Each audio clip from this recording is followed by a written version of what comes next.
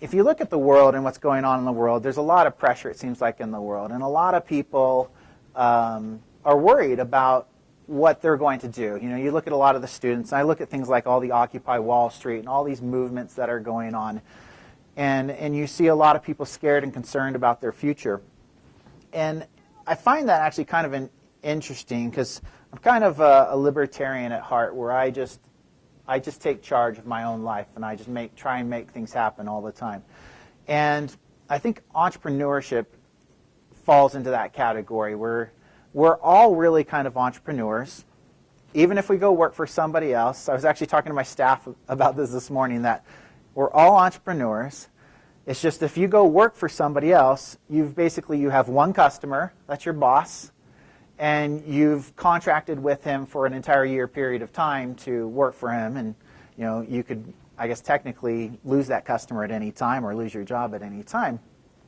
And being an entrepreneur, a true entrepreneur, and kind of building a business, I feel like you end up having a lot more control over your life than if you go and work for somebody else. And lots of times when I look at a lot of the people who are complaining right now in the world, I just think if they'd spend some of that time to just go and do, they might not be in the situations that they're in. And I've actually, the only job, well, I've had a couple of jobs, like little jobs in high school, and then I once worked for BYU in a computer lab. Beyond that, I've never worked for anybody besides myself. Doesn't mean I haven't done a lot of different things, but I've always worked on my own.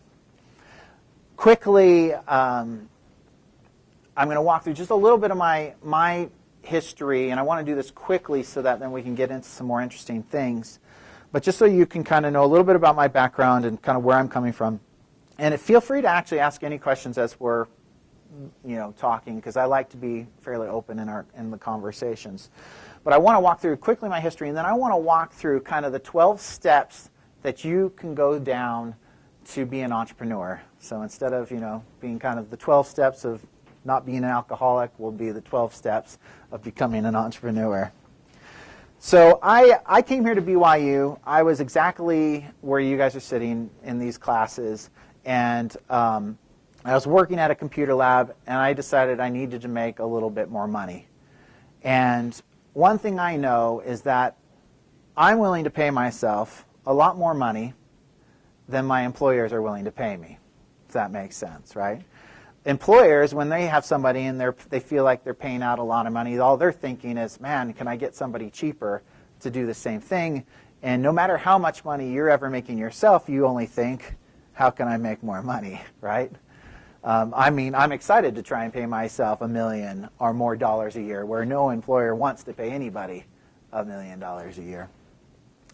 Or even, a couple $100,000 a year, $100,000 a year. And it's smart for them. They're trying to be efficient in their businesses. But when you're setting your own paycheck, you like as many zeros as you possibly can get on there. So I was at BYU. I started working at Computer Lab, and then I just started building websites for people. This is back in 1995. So really kind of internet's just starting to take off. And I met a guy named Josh James. I probably needed to put a new picture of Josh up there, because he's much hairier now with his flowing locks of hair, if anybody's seen him lately. And we started a company called JP Interactive, and we slowly started doing some services for people building websites. When we were building websites for people, we quickly realized that we were just billing time. And that's another thing, like when you think about your income, if it's all tied to the hours that you're working, you can only work so many hours. So we were trying to figure out, okay, how can we leverage our time and start making money while we're sleeping? And so we started coming up with some different ideas. One was a site called Script Search, which was an archive of CGI resources, which are the back-end programs that kind of run the internet, all the MySQL and the PHP scripts. Basically, we had all these scripts that you could view online. And then we had another little product called Superstats that we launched, and that really is what ended up becoming Omniture, but it was just a small counter program. We then started providing more services to people, and and I apologize if anybody wanted to hear a lot of my history because I'm like cramming like 13 years here into a slide, and then we'll go into some things. But as I talk about kind of the steps of being an entrepreneur, I'll look back at some of the stories of Omniture. But so we started realizing that people needed more than stats. We started mycomputer.com, and we ended up with about 11 different products that people could use on their website. That was all oriented towards small businesses. We then decided that wasn't where we wanted to be. The problem was we didn't have enough money to really get the amount of customers that we needed, when you're only billing somebody $20 a month. We actually had a lot of customers. But at first we were free. We had about 2 million customers. Actually, even PC World Magazine at one point rated us one of the hottest sites on the entire internet. We were signing up like 8,000 people a day to our website. But again, most of these were free. The internet crash happened, right, where nobody was buying advertising anymore. So we decided to sell off that business, and we focused on enterprise analytics. And that's where Omniture really came to be. And I don't know how many people here have heard of Omniture. It's now Adobe, the office that's being built up there by the mouth of the canyon. And our main product was called Site Catalyst. So I started that here with Josh James in '96. We took it public in 2006, and then we sold it to Adobe, as they had mentioned when they introduced me, for $1.8 billion in 2009. And we had, over 1,000 employees. I'm not even sure of the exact number. I was always kind of the more product customer guy. Josh always loved the accounting and dealing with investors and all that kind of stuff. So actually, I brought some fun pictures. So there's me starting the company. There's me and Josh at our very first trade show. And then there, you can see me and Josh in the middle on that bottom right picture. That's when we were kind of ringing the bell or signing on NASDAQ. I think that was a year after we went public, like for our secondary offering or something like that. I can't remember exactly. But anyway, a lot of fun times and fun experience, and honestly, a pretty crazy roller coaster of a ride. And I could talk for hours about all the crazy things that we had to go through. And after this session 2, we're doing a Q&A session. Is that correct? So, if you guys too have other questions, we can get into some interesting things during that time too. So, what am I doing now? Because I actually left the company in my daily role in November of 2007. The company had gotten fairly large. I love being more in a little bit of a startup environment. I love when I know, and I say startup, but like sub 250 employees, something like that, where you can actually know everybody and really work as a team. And it becomes really difficult when you're flying, all over the world to different offices. You don't even speak the languages of half your employees, and it's still fun. It's a different experience, but I think I'm definitely more oriented towards the earlier stage, being involved in product development and growing a company. So I have a new business with a friend named Rob Ciolis that's called ObservePoint, which we started just a couple years ago. It's been going really well, and it's a little bit of a play kind of off of what Omniture does, where we go and we audit data collection technologies, and so that people can trust the data that they're collecting. Believe it or not, most of these companies out there are tracking all this data, and they don't do anything to validate that it's correct. I mean, it's actually pretty crazy that they don't do that. They check their accounting, right? They have Pricewaterhouse or somebody come in and audit their accounting. Then they'll make $10 million decisions based off of data that they've never even validated was installed correctly. It's probably actually could get some people in trouble, I would think, potentially, but I think people just don't know what they don't know. Lots of times when we even talk with people and say, hey, you know that like 10% of the tags on your website are completely wrong, that they just like with a dead stare, not understanding what you just said to them. So then I've gotten into a lot of real estate, which has been pretty fun to learn kind of a new business and figure out how that stuff works, mainly apartment complexes. And then my very favorite, which has been fun, was I started a model train company with a friend, and that's actually a model that you're looking at right there. And so we build model trains, and that's actually been a tough business, more difficult than I would have thought.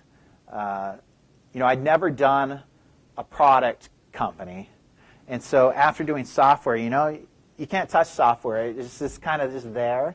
So I really wanted to get out there and try and figure out, okay, can I build something and can I sell it to consumers? And we've done fairly well, but it's been a neat process to go through. So you don't need something completely fresh, right? I mean, even when Josh and I started Omniture, we weren't the very first people to do analytics. We just started doing it, and then we started trying to do it better. You could make money doing a fence company. You could make money building roofs. You can do anything, right? And you just need to do it better than other people, and you need to take better care of customers. And lots of times when you're small, you have a huge advantage over big companies. If you look at big companies, like the companies that we were competing against at Omniture were companies like IBM. Well, IBM has billions and billions of dollars in revenue. Their analytics business to them was small and insignificant. So if a customer, came in and asked them to do something custom for them, the likelihood of IBM ever even listening to that and changing something for that customer is about zero, right? Where you as a small business just getting started, you're very hungry, and that couple $1,000s means something to you, so you're willing to do anything for it, right? It gives you huge advantage on getting customers. Although it is a certain customer set that you'll get to, that's willing to take a little bit of a risk on a younger business. But your idea that you come up with, the other critical thing is it's just going to be a jumping point and a starting point for you. Josh and I didn't just start Omniture. Does everybody here even know what Omniture is? Anybody? So Omniture was a software company that we tracked visitor behavior on websites. So guaranteed, how many here have been on the internet today? You interacted with Omniture today. I guarantee it. Guaranteed. They track billions and billions of page views a day online. So as you were visiting sites like an eBay or wherever, Omniture's systems were tracking your visitor, your behavior on those websites. We took all that data and provided then reports to these companies on, what pages did people view, how did they go through their conversion processes, all these things. So that's what we did. But we didn't start off like that, right? We just started a business and we started building websites for people, and then we slowly figured out other things. I actually think it's very rare that somebody just comes up with some amazing idea and just does it, and it becomes very successful. You always adapt, and you always are trying to figure out what you're doing. Just like if you wrote a research paper or something, you'd do a rough draft, and then you'd start refining it from there, and sometimes you might even throw it away and come up with a better idea, right?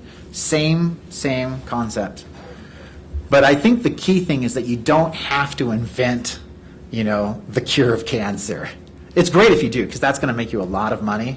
Teleportation, too. If anybody in here can do teleportation, $1 trillion idea right there. So write it down, though, and have a plan. So one thing I do is I do write down my ideas, and then whenever I get an idea, I actually start writing a plan. Every year, every single year, I still refine my business plan for each of my businesses that I'm running. And it helps me think through, am I going down the right path still? I'm always questioning myself. I'm always looking at, okay, are we doing what the business needs? Are we really growing? Am I throwing good money after bad? Because sometimes you do this and you go, oh, it's time for a change. This isn't working.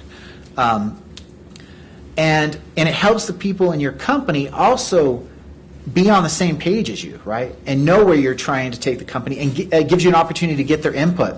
So we do a planning meeting where I have each of my vice presidents, our team leaders, give their plans to us too and tell us how they see their departments, moving ahead for the next year. And then I also like to do kind of a 5-year, just where do you eventually see each business coming. I do a simple PowerPoint. I don't do the 80-page business plan with all these crazy formulas and things. I mean, nobody reads that stuff. Nobody even who really raises money nowadays does stuff like that. You just make a good presentation, with 20 slides maybe, and it's enough to guide you. Lots of times you have backup resource material, right? I still do like a pro forma in Excel and try and understand where I'm going financially, but it's not necessarily in my little PowerPoint. And then you just got to get going. Everybody that I talk with seems like they're waiting for an angel to descend from heaven and tell them, it is now time to start your business. This is never going to happen. Well, it happens every now and then, but it's never. No, it's no, it never happens ever. And just remember, it's going to be hard. This is not the easy path, right? I think the perceived easy path in life is you've somehow, you're smart and you now deserve $100,000 a year working for somebody else, right? That's kind of the path that a lot of people think happens. But it's not, right? Right now you're going down a path, you're going to go get a job and feel like you're safe, but the reality is going down this path, it might be a little bit harder, but you have at least you're building all this knowledge, you're building up your own customer bases, and you're controlling your destiny completely.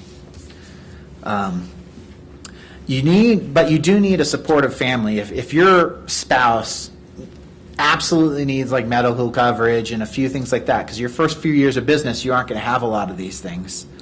You're going to be working tons of hours. My first year of business, I made like a whopping $6,000, and my wife and I somehow lived on that. I was fortunate that my wife actually was on full scholarship and stuff, so I didn't have to worry about her schooling. But from eating and living, we lived completely off of $6,000 our first year of marriage. It's pretty good. You know what's funny about that though is I don't think I'm any more happy now than I was that year. It just kind of makes you think about some of those things too. You have your family and you have kind of your basic needs, and you can be pretty happy. And in some ways, actually, I feel like I had way more time back then to do some of the things I enjoy doing. But it's going to be hard, but make sure your family's supportive of it. And then sometimes it takes a couple of tries. I've heard so many people say, I'm going to try this for 2 months. And I'm just like, 2 months? You mean you're going to try this for 6 years? Because it takes time to be doing these iterations and figuring out what works and what doesn't work. Josh and I, when we started building websites, but then we did a few twists and turns to get to where we were. How did we go from building websites to all of a sudden being, the analytics powerhouse in the world? They're totally different paths, but there were some hard roads that got us there. There was one time both Josh and I, we had to mortgage our houses to make payroll, not knowing where the next payroll was going to come. So you need to have a pretty willing spouse there, to let you mortgage your house to make a payroll, not knowing where the next one's coming from. And then getting the right people. And this really can be having the right partner, So for me, Josh and I think we were the best partners I could possibly imagine. We had complementary skill sets, but we both had the same work ethic, the same values. We, every time, if Josh was working late, I was just sitting there next to him just to be supportive. If I was working late, he was sitting there next to me just to be supportive. It wasn't, oh, hey, yeah, you got this, I'm heading home. Because that's when you're starting a small business and you're sitting there at 2 o'clock in the morning while your partner's just back at home sleeping, it starts to really bug you, right? And so you need to have the right people. And that's also with employees. You need to take the time to hire the right people. And that's difficult when you're first getting started because the only people you can afford is basically almost nobody, right? You might be able to get some friends who do some free stuff for you, and then maybe you can pay $7 an hour to some guy to, do some basic stuff for you. And you'll slowly get better and better people as you can afford better and better people. But same thing, they need to be able to handle the startup environment. And a lot of people love that environment. Protect your equity. Be careful about just giving away so much stock in the beginning, because everybody's, when you're getting started, is just going to want a share of the company, and they're going to instantly think that they deserve the same amount that you had. And so you could almost basically lose your entire company in the first year by just giving it out to employees if you're giving them too much.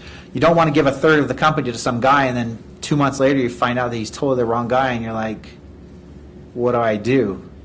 Because I have a guy who owns a third of my company now. He doesn't even work here. It's like you're his slave now for the rest of your life, trying to make him money. So be careful about that. Utilize advisors. You have all these great people here at BYU who can help. You have access to mentors, people like myself and other people on like the founders group here at BYU who can have tons of experience. And that's how Josh and I, got through a lot of things. We used books and mentors to just ask questions. Say, how did you guys do this? Or how did you do that? And then sometimes we listened, sometimes we didn't. Sometimes we said, well, I see how that worked in your industry, but in the software, I don't see how that works. But getting more and more information can only help you in building your business. So I also think you try and get to revenue quickly. Especially in software, it's really tempting for software engineers to want to build the perfect system before they ever launch. I'll tell you this, after being involved with Omniture for so many years, we still never had the perfect system. So you just want to launch, iterate quickly. You need to get something that just starts any kind of cash flow coming into the business, because that's your cheapest source of capital into your business is your customers. If you can get customers to pay you, you don't ever have to even raise a dollar. I mean, everybody gets super excited about raising money from VCs. FYI, they're a boss. So do you want a boss? Sometimes you do. Sometimes you need their help. I guess in some ways they're a partner too. They're for sure a partner too. But you definitely are reporting now to somebody.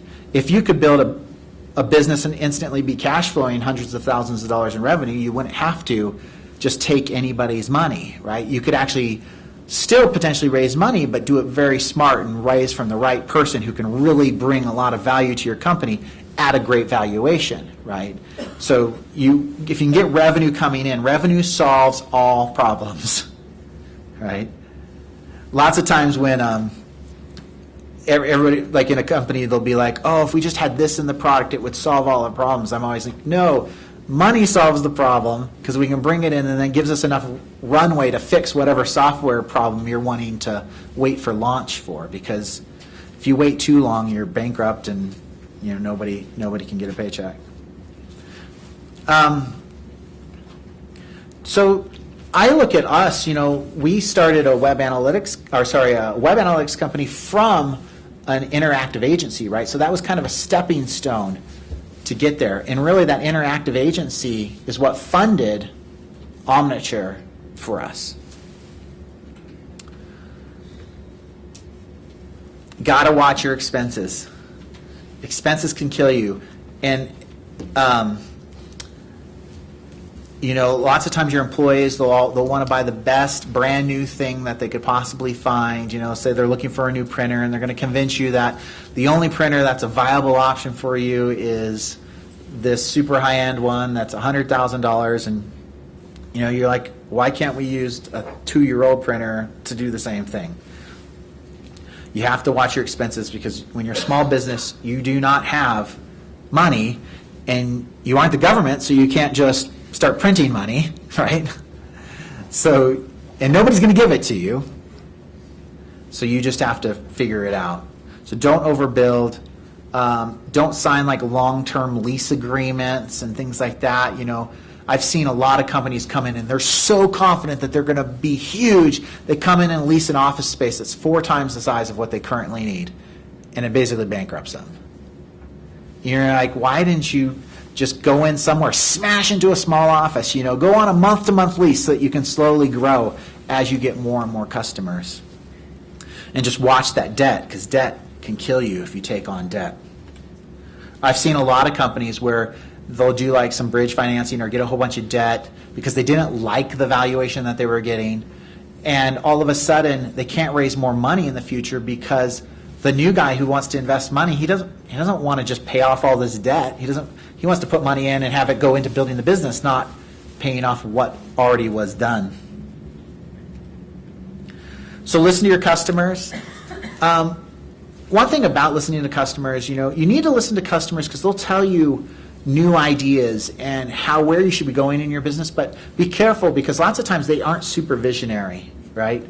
They'll tell you how to iterate your current product and like what you should be doing with it, but they won't necessarily tell you how to really change the world. I think sometimes you can find a few customers who can think like that, but most of them, they're really hands-on, at least in some of the software world. And if you talk with them, they're like, oh man, if you really just move this button to here, I'd be so happy. And that's great and all, and you want to fix things from a usability standpoint, but they aren't going to say, oh, have you guys ever thought about doing X, Y, Z that changes the whole paradigm of web analytics? It's very rare that I've had a customer do something like that. But if you find customers who have that vision, it's great to try and get them on like a customer advisory board or things like that. And then also build what they'll pay for. Lots of times you'll hear people complain and they want a whole bunch of things, but then you say, well, hey, will you pay us an extra $10 a month for that? Oh, no, that's not worth $10 to me. Well, then, you have to then really address, okay, well, is it worth spending all that time and money if they must not really want it if they aren't even willing to pay for it.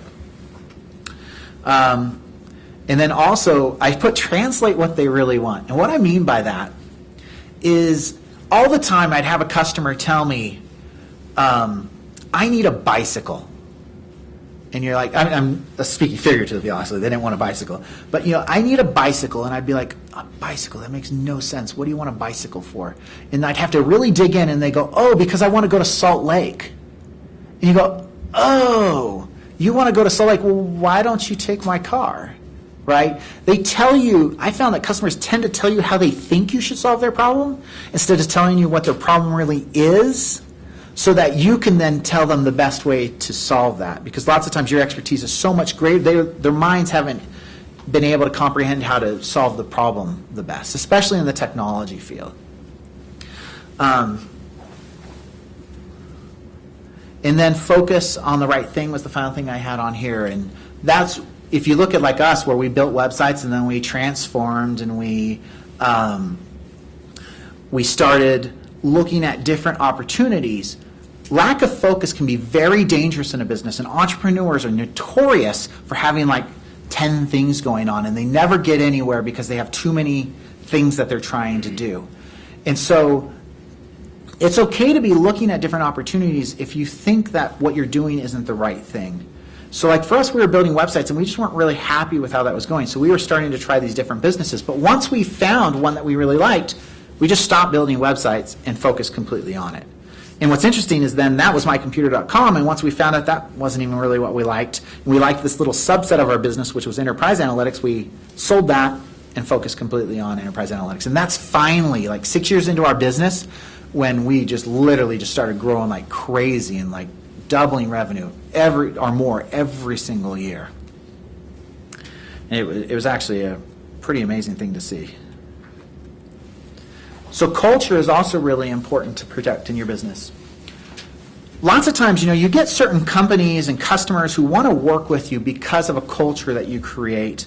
You're offering a great product, but they also just like how you interact with them and stuff like that. And as you grow, it becomes very difficult to protect that culture and keep that culture because you're hiring people from all kinds of other business cultures, right?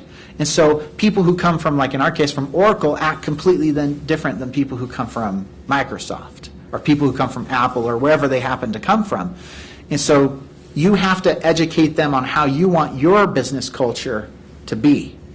And for some of you who know Omniture, we were very well known for kind of our culture and for how we acted and what we did. We had green everywhere, and and we just really tried to create this positive culture of working hard, over delivering to customers. And then our other thing is we had a no jerk policy. It's like, you're a jerk, I don't care who you are, you can't work here. So And there was even situations where we had like some of our very top salespeople that we've let go because they were just jerks. You know, that's hard to do. Believe me, you're like, wait, this guy makes me a lot of money, you know, but it's just not worth it. Life's kind of too short. So getting the word out, you have to. This one sounds obvious. Doesn't this sound obvious?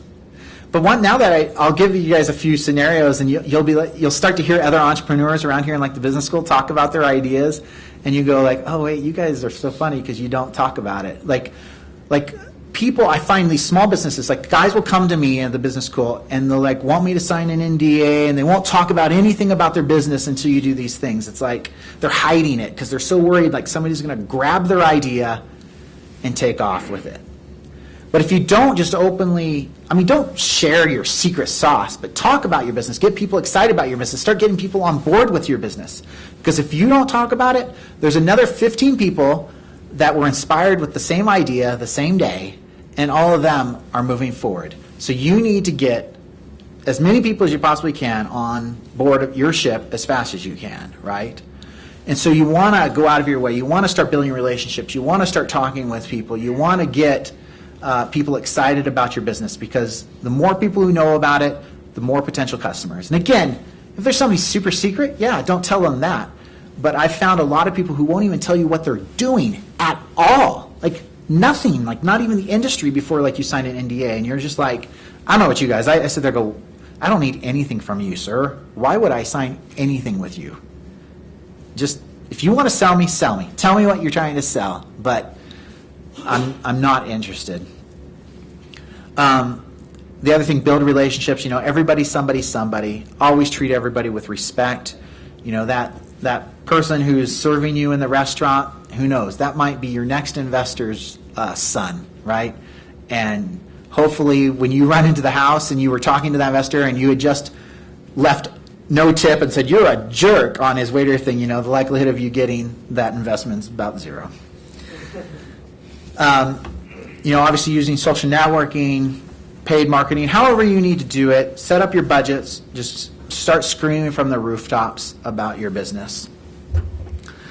It's especially a lot of the PR stuff. That's like the best. You get an article written up about you. It didn't cost you anything, and it's better than 10 ads that you could ever purchase.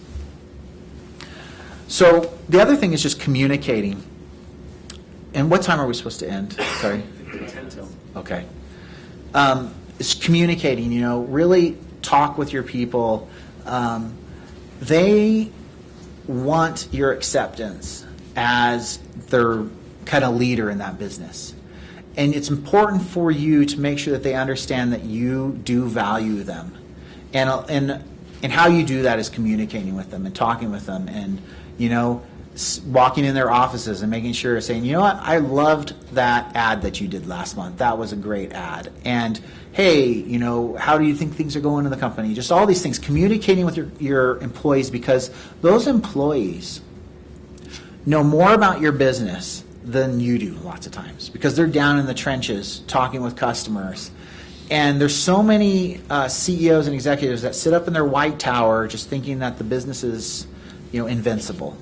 And you then go down to the front lines with all the customer service people, and they're like, oh my gosh, everybody hates our product. They buy it because it's the only thing out there. But man, if there's ever an opportunity that they could switch, they'd switch in a heartbeat. Those are the last things you want to hear, right? But then that CEO just thinks sales are great, everything's great. But so talk and communicate with your reports and with the people in the company. And then answer your email. I have to admit, I get so much email, I don't always answer everything, but I really try. Like, even if any of you guys emailed me, you might not get the email that you want back from me, but I will normally always answer. Because I get 3 people who ask me to lunch every single day. I can't do it, but I'll reply back and say, hey, it was nice to meet you via email. Unfortunately, I can't do lunch, but good luck with you in your business. At least acknowledging them, than having people sitting there thinking, what's going on? Why I haven't heard anything, and they'll keep trying to contact you. It's just better to communicate with people, tell them even things that they don't want to hear, and just be honest with them, than just assume, what, it'll just go away. If I just leave it, it'll just go away. And then, I already talked about listening to your employees. Listen to your gut. I've made a few bad decisions before where my gut was really telling me to do a few things, and I had other employees just pushing really hard that we should do something. And sometimes I think that it's your business. You just need to go with, even if you have a few other people telling you to do something. If you really feel strongly about something, try it. I guess you might regret some of that, but normally it's the opposite. Normally, actually, I more regret when I didn't go with my gut. I do think a business partner is really valuable too. A business partner is expensive, right? I mean, you're giving up half of your company at the very beginning to have some partner. But that moral support that you get out of that is, I think, invaluable. And I think the likelihood of you being successful with a partner is much higher than if you have nobody. And then listen to your spouse. My final thought here before we conclude is to save. Your business is going to have ups and down times. And there was a few times at our company that we had to take investment and valuations we did not like because we had not saved anything for downtimes. And literally, if we had just saved, a few $100,000, we probably could have made it through some of our really tough times. But we had this kind of feeling like it was just always going to be going so perfectly, and it didn't. I don't really know a business where it's always just gone perfectly. I mean, I guess maybe you get some real outliers like Google where they just took off and just nothing ever stopped them. But it's just like in life, don't spend everything you make. The very best thing, even when you start making money, is live like you're making half what you make, so that there's just no question about whether or not you could shake up your business or things like that. Like if you thought, oh, I really want to do this with my company, but let's say you're addicted to making your few $100,000 a year, you're like, oh, wow, well, I can't change because I can't risk losing that. Where if you could live off a lot less money, you could say, okay, for the next 2 years, I can reinvest in my company and put everything into this change that we're wanting to do and things like that.